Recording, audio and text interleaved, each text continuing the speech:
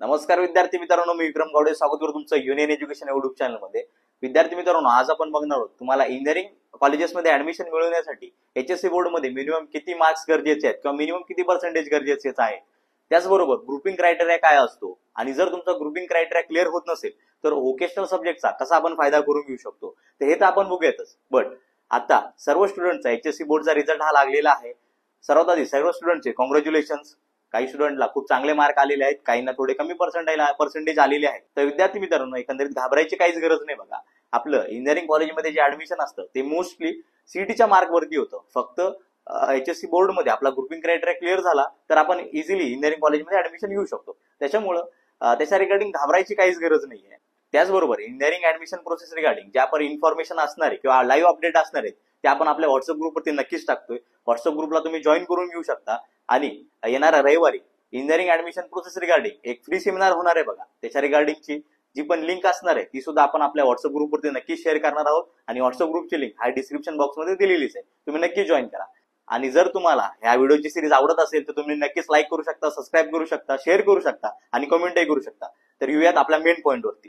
तर आता सर्व स्टुडंटला प्रश्न पडला असेल की ग्रुपिंग क्रायटेरिया असतो काय, तर विद्यार्थी मित्रांनो एक लक्षात घ्या, जर तुम्हाला इंजिनिअरिंग कॉलेजेसमध्ये ऍडमिशन घ्यायचं असेल तर फिजिक्स, केमिस्ट्री, मॅथ्स ह्या तीन सब्जेक्टमध्ये एक अमाऊंट मध्ये आपल्याला मार्क असणं खूप गरजेचं आहे।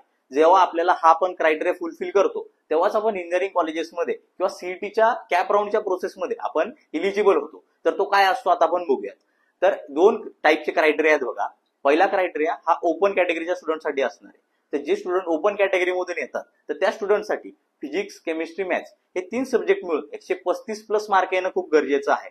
म्हणजेच किती, फिजिक्स, केमिस्ट्री, मॅथ्स हे तीन सब्जेक्ट मिळून ऍग्रीगेट 45 प्लस म्हणजेच 45 प्लस पर्सेंट येणं गरजेचं आहे। आणि जर तुम्ही कुठल्याही रिझर्व्ह कॅटेगरीमधून बिलॉंग करत असाल तर विद्यार्थी मित्रांनो तुम्हाला 120 प्लस मार्क हे फिजिक्स, केमिस्ट्री, मॅथ्स या तीन सब्जेक्टमध्ये असणं गरजेचं आहे। म्हणजेच 40 प्लस पर्सेंटेज असणं गरजेचं आहे। त्याच्यामुळे विद्यार्थी मित्रांनो हा क्रायटेरिया फुलफिल असणं सर्व स्टुडंटचं गरजेचं आहे। तर आता खूप स्टुडंटला प्रश्न पडला असेल की मला थोडे कमी मार्क आहेत, माझा ग्रुपच बसत नाहीये, तर आता काय करायचं।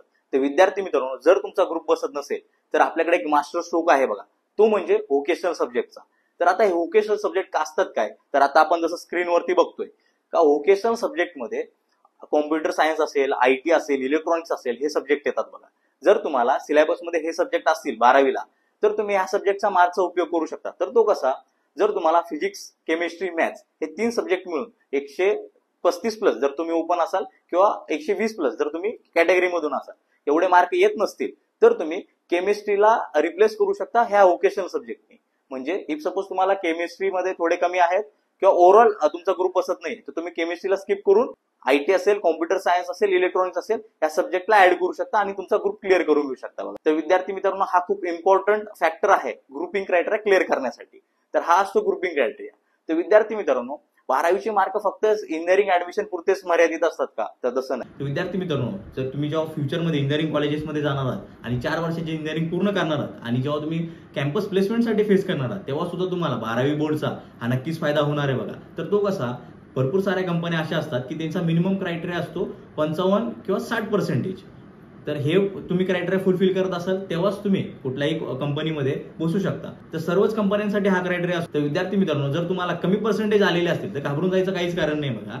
तुम्हाला भरपूर साऱ्या कंपन्या अशा मिळणार आहेत की त्या क्रायटेरियाच लावत नाही, तर त्या कंपन्या तुम्ही इझिली अचीव्ह करू शकता किंवा त्या कंपन्या इझिली टार्गेट करू शकता बघा।